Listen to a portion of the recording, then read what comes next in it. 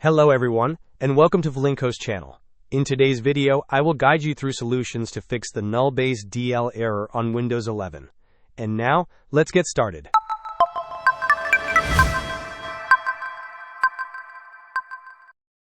The Kernelbase Dll error can be frustrating, but there are a couple of effective methods to resolve it. First, we will address potential issues with Microsoft C++ redistributable. Open your web browser and search for Microsoft C++ redistributable. Navigate to the latest supported download page.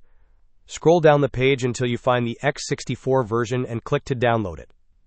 Once the download is complete, open the downloaded file and select the repair option.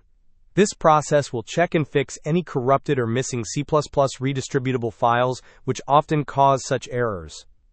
If the Kernelbase Dll error persists after repairing the C++ redistributable, the next step involves using the System File Checker tool. Search for Command Prompt in your Windows search bar. Right-click on the Command Prompt result and select Run as Administrator. In the Administrator Command Prompt window, type the command sfc:/scannow and press Enter.